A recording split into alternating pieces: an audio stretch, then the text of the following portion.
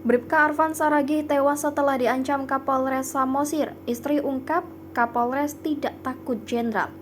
Bribka Arfan Saragih, anggota Satlantas Polres Samosir yang dituduh melakukan penggelapan pajak kendaraan warga, mengaku sempat diancam oleh Kapolres Samosir AKBP Yogi Hardiman sebelum ditemukan tewas.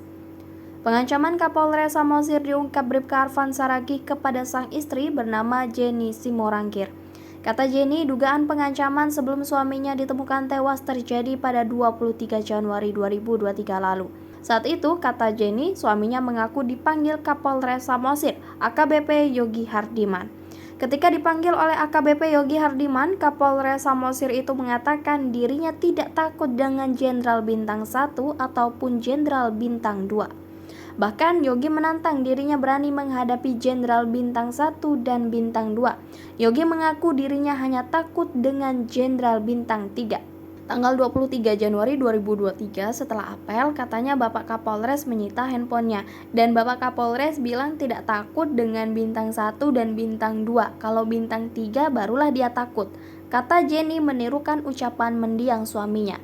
Tak cuma menantang, AKBP Yogi Hardiman juga disebut berulang kali menyatakan akan membuat sengsara keluarga Bribka Arfan Saragih.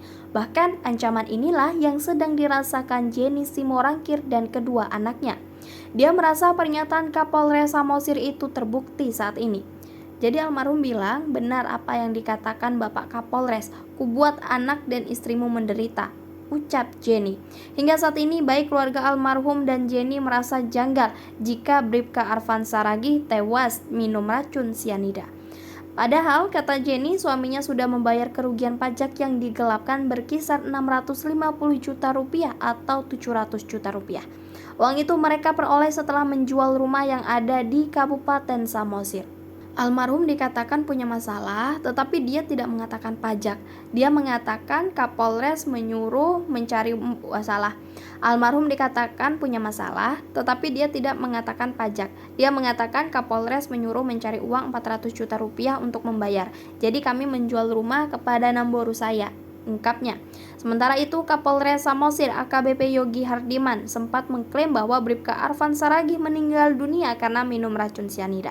Kasat Reskrim Polres Samosir AKP Natar Sibarani kemudian juga mengklaim bahwa pihaknya menemukan resi pengiriman racun sianida yang disebut telah dipesan Bribka Arfan Saragih.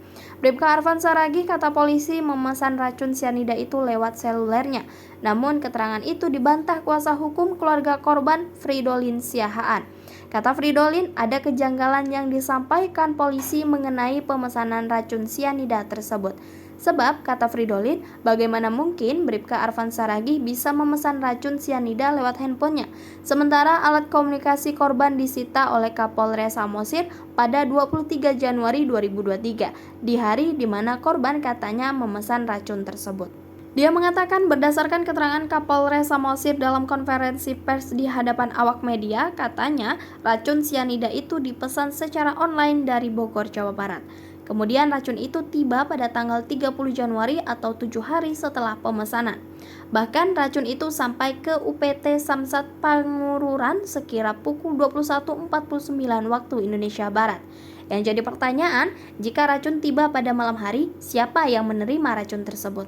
Sementara kantor UPT Samsat Pangururan sudah tutup pada jam tersebut.